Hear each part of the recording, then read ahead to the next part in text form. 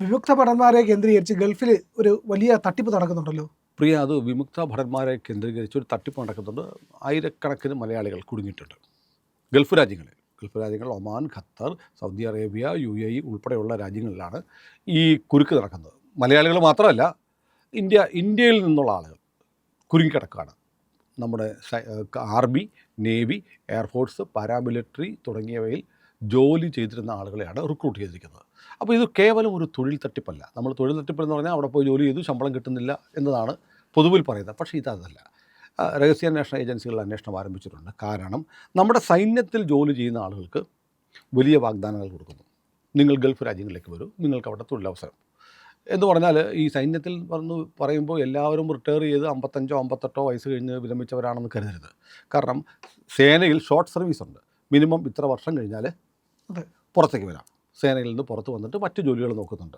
അപ്പോൾ ഗവൺമെൻറ് സർവീസിൽ കയറാറുണ്ട്, അല്ലാതെ സ്വകാര്യ സ്ഥാപനങ്ങളിൽ കയറുന്നവരുണ്ട്, വിദേശത്ത് പോകുന്നവരുണ്ട്. അതുമായി ബന്ധപ്പെട്ടിട്ടാണ് ആ ട്രാക്കിലാണിപ്പോൾ വ്യാപകമായി ഇന്ത്യയിൽ നിന്ന് ഇന്ത്യൻ സൈന്യത്തിൻ്റെ വിവിധ ബ്രാഞ്ചുകളിൽ, സൈന്യത്തിൻ്റെ, എയർഫോഴ്സിൻ്റെ, നേവിയുടെ, പാരാമിലിറ്ററിയുടെ വിവിധ ബ്രാഞ്ചുകളിൽ ജോലി ചെയ്തിട്ടുള്ളവരെ ഒരു ഗൾഫ് രാജ്യത്തെ ഒരു ഏജൻസിയുടെ പേരെനിക്കറിയാം. ആ ഏജൻസി വലിയ തോതിൽ റിക്രൂട്ട് ചെയ്യുന്നു. നിങ്ങൾക്ക് വലിയ ശമ്പളം തരും, വലിയ തൊഴിൽ സാഹചര്യമാണ്, സുഭിക്ഷമായി കഴിയാം, ആകർഷകമായ ശമ്പളമാണ്. അങ്ങനെ ഒരുപാട് പേർ അപേക്ഷിച്ച് അവിടെ ചെന്ന് കഴിയുമ്പോഴത്തേക്ക് അറിയുന്നതെന്നറിയും, ജോലിക്ക് ചേർന്ന് കഴിയുമ്പോഴത്തേക്ക് ഈ പറഞ്ഞ സേവന വേതന വ്യവസ്ഥകൾ മാറുന്നു. ഇവരുടെ പാസ്പോർട്ട് പിടിച്ചു വെക്കുന്നു, പുറത്തേക്ക് പോകാൻ മാർഗ്ഗമില്ല. പിന്നീട് ഇവർ പറയുന്ന കാര്യങ്ങൾ അനുസരിക്കണം, വലിയ സമ്മർദ്ദത്തിലാവുന്നു, എങ്ങനെയെങ്കിലും നാട്ടിലേക്ക് പോയാൽ മതി എന്നാവുന്നു. അപ്പോൾ ഇവിടെ ഈ സ്ഥാപനങ്ങളിലൊക്കെ ജോലി ചെയ്യുന്ന ആളുകൾ അവിടെ ചെല്ലുന്നു. അവരുടെ മേലുദ്യോഗസ്ഥന്മാരായി വരുന്നവർ പാകിസ്ഥാൻ സൈന്യത്തിൽ പ്രവർത്തിച്ചിരുന്നവരാണ്. ISIയുടെ ഒരു ഓപ്പറേഷനാണ് ഇതെന്നാണ് ഇന്ത്യൻ മിലിറ്ററി ഇൻ്റലിജൻസ് ഉൾപ്പെടെയുള്ള ആളുകൾ കരുതുന്നതും. അതിൻ്റെ ചില കൗണ്ടർ ആക്ടിവിറ്റീസ് നമ്മളിപ്പോൾ ആരംഭിച്ചിട്ടുണ്ട്. അതിൻ്റെ പ്രധാനപ്പെട്ട കാര്യം എന്ന് വെച്ചാൽ, ഇവരെ ഇങ്ങനെ പെട്ട് കഴിയുമ്പോൾ, മാനസിക സമ്മർദ്ദത്തിലായി കഴിയുമ്പോഴത്തേക്ക്, നിങ്ങൾ എവിടെ ജോലി ചെയ്തിരുന്നു, നിങ്ങൾ ഏത് റെജിമെൻറ്റിലാണ്, ഏത് യൂണിറ്റാണ്, അവിടെ എന്തൊക്കെയാണ് ഓപ്പറേറ്റ് ചെയ്യുന്നത്, എന്താണ് നിങ്ങളുടെ പ്രവർത്തന രീതി, ഇങ്ങനത്തുള്ള കാര്യങ്ങൾ സൗഹൃദം നടിച്ചും അല്ലാതെയും ഈ കമ്പനികളിലെ സഹപ്രവർത്തകർ, മേലുദ്യോഗസ്ഥർ ചോദിക്കുന്നു. ഇനി പാസ്പോർട്ട് അടക്കം പിടിച്ചു വച്ചിരിക്കുന്നതുകൊണ്ട് അവിടെ പെട്ടുപോയിരിക്കുന്ന ആൾക്ക് നാട്ടിലേക്ക് തിരിച്ചു പോകണം എന്ന് വെച്ചാൽ, ഞങ്ങൾ ചോദിക്കുന്ന കാര്യങ്ങൾക്ക് ഉത്തരം പറയൂ, പറഞ്ഞാൽ മാത്രം തിരിച്ചു കൊടുക്കും, പാസ്പോർട്ട് കൊടുക്കും എന്ന തരത്തിലേക്ക് മാറിയിരിക്കുന്നു എന്നുള്ള പരാതികളും ഉണ്ടായിട്ടുണ്ട്. അപ്പോൾ ഏതാണ്ട് കേരളത്തിൽ നിന്ന് മാത്രം 1000-ഓളം ആളുകൾ ഈ വിമുക്ത ഭടന്മാരെ വിദേശ രാജ്യങ്ങളിൽ, പ്രത്യേകിച്ച് ഗൾഫ് രാജ്യങ്ങളിൽ ജോലിക്കെടുക്കുന്ന ഈ ഗ്രൂപ്പ് കെണിയിൽപ്പെടുത്തി എന്നാണ് ലഭിക്കുന്ന വിവരം. ഇത് കിട്ടിയിട്ട് നമ്മുടെ സേന അതേക്കുറിച്ച് അന്വേഷണം ആരംഭിക്കുന്നുണ്ട്, മിലിറ്ററി ഇൻ്റലിജൻസ് അന്വേഷിക്കുന്നുണ്ട്, മറ്റ് രഹസ്യാന്വേഷണ ഏജൻസികൾ അന്വേഷിക്കുന്നുണ്ട്. എനിക്ക് ഒരു പക്ഷേ നമുക്ക് ഈ വാർത്ത കിട്ടിയത് പോലും ഒരു കൗണ്ടർ ഇൻ്റലിജൻസിൻ്റെ ഭാഗമാണെന്ന് പറയാം. കാരണം ഇങ്ങനൊരു സംഭവം ഉണ്ടെന്ന് അന്വേഷണ ഏജൻസികൾ പറയുന്നതിന് പകരം ചെറിയ ചില സാധനങ്ങൾ പുറത്തു വിടുന്നു. അത് നമ്മളെപ്പോലെയുള്ള ദേശീയ താല്പര്യമുള്ള, രാജ്യസ്നേഹമുള്ള ചാനലുകൾ, മെയിൻ സ്ട്രീം ചാനലുകളല്ല, പത്രങ്ങളല്ല, നമ്മൾ സമാന്തരമായി പ്രവർത്തിക്കുന്ന ചാനലുകൾ അത് വാർത്തയാക്കുന്നു. അത് അങ്ങനെ വരണമെന്ന് ഈ പറയുന്ന രഹസ്യാന്വേഷണ ഏജൻസികൾ ഉള്ളതുകൊണ്ടാണ് ഇത്തരം ചില ഇൻപുട്സ് നമ്മുടെയൊക്കെ ശ്രദ്ധയിൽപ്പെടുമാറ് നമുക്കൊക്കെ കിട്ടാൻ മാത്രമുള്ള പാകത്തിൽ, അതിൻ്റെ ഡീറ്റെയിൽസിലേക്ക് ഞാൻ പോകുന്നില്ല, നമുക്കൊക്കെ കൈമാറുന്നത്. നമ്മൾ അങ്ങനെ കിട്ടുന്നു, നമ്മളതേക്കുറിച്ച് വീഡിയോ ചെയ്യുന്നു. ഇത് രാജ്യം ആവശ്യപ്പെടുന്ന, രാജ്യം ജനങ്ങളെ അറിയിക്കാൻ ഉദ്ദേശിക്കുന്ന കാര്യങ്ങളാണ്. അപ്പോൾ ഭാരതീയ റിസർവ് സൈനിക ബോർഡ് എന്നൊരു ബോർഡ് നമുക്കുണ്ട്, RSB. അപ്പോൾ സൈനികരെ ഇങ്ങനെ റിക്രൂട്ട് ചെയ്യുമ്പോൾ ഏറ്റവും പ്രധാനപ്പെട്ട ഒരു നിർദ്ദേശം അധികൃതർക്ക് പറയാനുള്ളത് RSBയുമായിട്ടൊന്ന് ബന്ധപ്പെടണം, ഇത് ശരിയാണോ എന്ന് അന്വേഷിക്കണം. പിന്നെ നോർക്ക ഉൾപ്പെടെയുള്ള, കേരളത്തിലാണെങ്കിൽ ഏജൻസികളുമായി ബന്ധപ്പെട്ട് ഈ റിക്രൂട്ടിംഗ് ഏജൻസികളുടെ ക്രെഡിബിലിറ്റി വെരിഫൈ ചെയ്തതിന് മാത്രം പോവുക. ഇനി ഏതെങ്കിലും കാരണവശാൽ അവിടെ ചെന്ന് പെട്ടുപോയിട്ടുണ്ടെങ്കിൽ, നിങ്ങളുടെ പാസ്പോർട്ട് പിടിച്ചു വെച്ചിട്ടുണ്ടെങ്കിൽ ഉറപ്പായും ഇന്ത്യൻ എംബസിയിൽ അറിയിക്കാൻ മടിക്കരുത് എന്നുള്ള നിർദ്ദേശവും ഈ വാർത്ത പുറത്തു വരണമെന്ന് ആഗ്രഹിക്കുന്ന ഏജൻസികൾ നമ്മളുമായി പങ്കുവച്ചിട്ടുണ്ട്. അതുകൊണ്ട് രാജ്യസുരക്ഷയ്ക്ക് വേണ്ടി, നമ്മുടെ രാജ്യത്തെ ജനങ്ങളുടെ ജീവന് സംരക്ഷണം കിട്ടാൻ വേണ്ടി ആണ് നമ്മൾ ഈ വീഡിയോ ചെയ്യുന്നത്. അപ്പോൾ പ്രിയപ്പെട്ട പ്രേക്ഷകരെ, ഇത് നിങ്ങൾ ശ്രദ്ധിക്കണം, നിങ്ങളുടെ സുഹൃത്തുക്കളായിട്ടുള്ളവരോട് പറയുക, ഇങ്ങനൊരു സംഭവം ഉണ്ടാകുന്ന. അത്യാവശ്യം ആൾക്കൊക്കെ അറിയാം, അവിടെ പോയി പെട്ട് കിടക്കുന്ന ആളുകളുടെ പരാതികളൊക്കെ ഇപ്പോൾ തന്നെ കേന്ദ്ര സർക്കാരിൻ്റെയൊക്കെ മുന്നിലെത്തിയിട്ടുണ്ട്. അപ്പോൾ അവിടെ ചെന്ന് പറയുമ്പോഴത്തേക്ക് UAEയിലും ഒമാൻ, ഖത്തർ, സൗദി തുടങ്ങിയ രാജ്യങ്ങളിൽ സുരക്ഷാ ഗാർഡുകളൊക്കെ ആയിട്ടാണ് ഈ ആളുകളെ റിക്രൂട്ട് ചെയ്തിരിക്കുന്നത്. ഏതാണ്ട് 1500 പേർ കേരളത്തിൽ നിന്ന് മാത്രം ഈ പറയുന്ന ആ ഗൾഫിലെ ആ ഏജൻസിയിൽ നിന്ന് റിക്രൂട്ട് ചെയ്ത് കേരളത്തിൽ നിന്ന് മാത്രം 1500 പേര് പോയിട്ടുണ്ട്. നാഷണൽ ലെവലിൽ എത്ര പോയിട്ടുണ്ടെന്ന് ആലോചിച്ച് നോക്കൂ. കേരളത്തിൽ നിന്ന് പോകുക എന്ന് പറഞ്ഞാൽ കേരളത്തിലേക്കാൾ കൂടുതൽ എത്രയോ മടങ്ങ് വിമുക്ത ഭടന്മാർ മറ്റ് സംസ്ഥാനങ്ങളിലുണ്ട്. ഹരിയാനയിലൊക്കെ ചെന്നാൽ എല്ലാ വീട്ടിലും 1-2 പട്ടാളക്കാരുണ്ട്.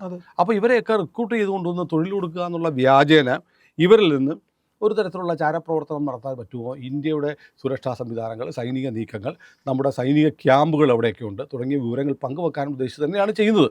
അപ്പോൾ അതിൻ്റെ ഭാഗമായിട്ട് ഇപ്പോൾ നമ്മൾ ഈ പറയുന്ന ഒരു അൽ ചേർത്തിട്ടുള്ള, ബാക്കി ഞാൻ പറയുന്നില്ല, പിന്നീട് മലയാളത്തിൽ 3 അക്ഷരവും ഉള്ള ഒരു ഏജൻസിയാണ് പ്രധാനമായും ഇന്ത്യയിൽ നിന്ന് ഈ റിക്രൂട്ട്മെൻറ്റ് നടത്തുന്നതെന്നാണ് പറയുന്നത്. പേര് എന്താ പറയാത്തതെന്ന് ചോദിച്ചാൽ കുറച്ചൊരു ലീഗൽ ഇഷ്യൂസ് ഉള്ളതുകൊണ്ട് അവൾ പറയുന്നതാണ്.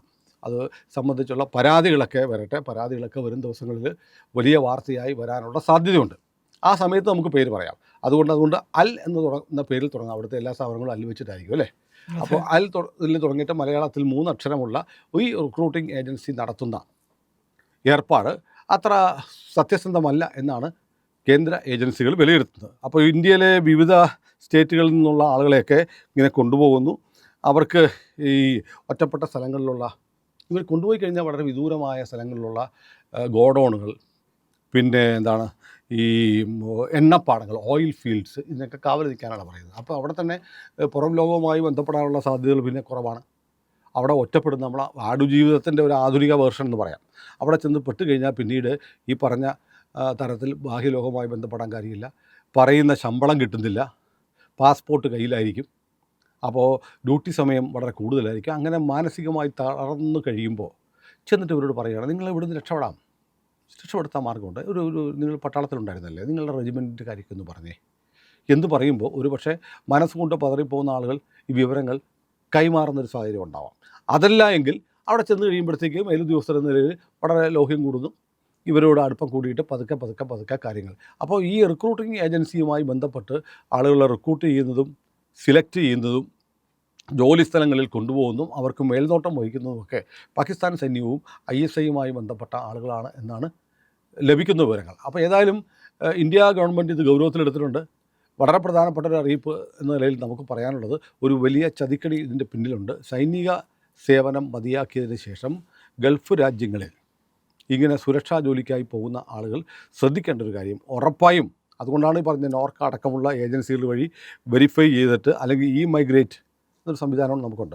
ഇത്തരം ഔദ്യോഗിക സംവിധാനങ്ങൾ ഉപയോഗിച്ച് ഈ റിക്രൂട്ട്മെൻറ്റ് നടത്തുന്ന ഏജൻസിയുടെയും തൊഴിൽ കിട്ടുമെന്ന് പറയുന്ന സ്ഥാപനത്തിൻ്റെയും വിവരങ്ങൾ മനസ്സിലാക്കിയതിന് ശേഷം മാത്രമേ പോകാവൂ എന്നാണ് പറയുന്നത്. ഇപ്പോൾ 1500 പേർ കേരളത്തിൽ നിന്ന് പോയിട്ടുണ്ട്. അതിൽ പലരും ഇത്തരം പ്രശ്നങ്ങൾക്ക് ഇരയാവുന്നു എന്നാണ് നമുക്ക് കിട്ടിയിട്ടുള്ള വിവരം. അപ്പോൾ ഇതൊരു വലിയ വാർത്തയാണ് അങ്ങനെയാണെങ്കിൽ. അപ്പോൾ ഒരു റാക്കറ്റായിരിക്കും. അതൊരു റാക്കറ്റാണ്. റാക്കറ്റ് എന്ന് പറഞ്ഞാൽ പാകിസ്ഥാൻ ഓപ്പറേറ്റ് ചെയ്യുന്ന ISIയുടെ താല്പര്യപ്രകാരമുള്ള, കാരണം പാകിസ്ഥാനെ സംബന്ധിച്ച് ഓപ്പറേഷൻ സിന്ദൂർ കഴിഞ്ഞപ്പോൾ വല്ലാതെ അവർ ഭയന്ന് തകർന്നിരിക്കുകയാണ്. അപ്പോൾ ഇന്ത്യൻ സൈന്യത്തെക്കുറിച്ച് പരമാവധി കാര്യങ്ങൾ ശേഖരിക്കുക, അതിന് ഏറ്റവും പറ്റിയ ഒരു രീതി ഇവിടെ സൈനികരിൽ നിന്ന് തന്നെ വിവരങ്ങൾ, മുൻ സൈനികരിൽ നിന്ന് തന്നെ വിവരങ്ങൾ ശേഖരിക്കുക എന്നുള്ളതാണ്. ഇത് നമ്മുടെ സൈന്യത്തിൻ്റെ മറ്റേ ട്രെയിനിങ് ഉൾപ്പെടെയുള്ള കാര്യങ്ങൾ, എങ്ങനെയാണ് ഡിപ്ലോയ്മെൻറ്റ്, എന്താണ് നമ്മുടെ ആയുധങ്ങൾ എന്തൊക്കെയാണ്, ഇതൊക്കെ പറയാം. വെറുതെ 2 സ്മോളൊക്കെ അടിച്ചിട്ട് സംസാരിച്ചാൽ മതിയല്ലോ. ചിലപ്പോൾ അങ്ങനെയും പറയുന്നവരുണ്ടാവാം.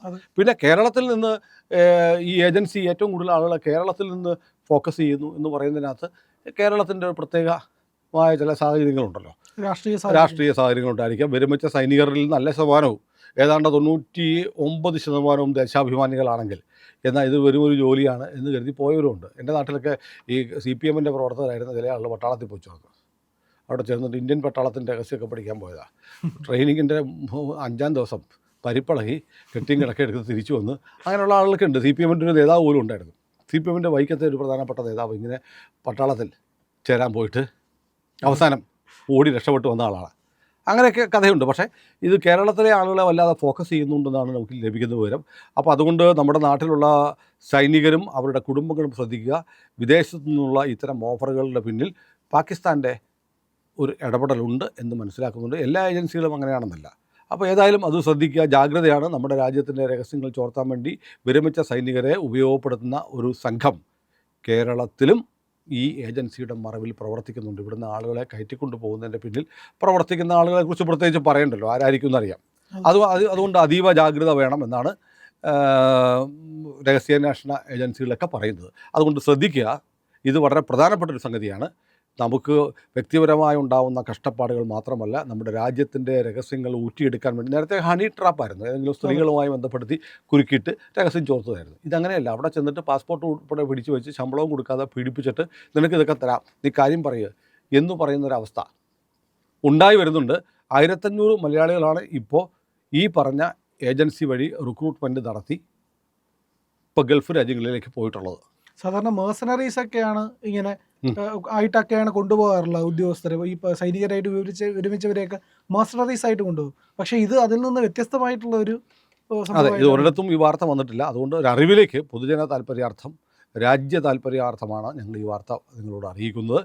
ഏതായാലും ഇത്തരം കാര്യങ്ങൾ പറയാൻ ഞങ്ങളെ ഉള്ളൂ എന്നറിയാമല്ലോ. അതുകൊണ്ട് ഞങ്ങളെ ഒന്ന് സഹായിക്കണം. ഇന്ത്യ ലൈവ് ചാനൽ സബ്സ്ക്രൈബ് ചെയ്യാൻ മറക്കാതിരിക്കുക.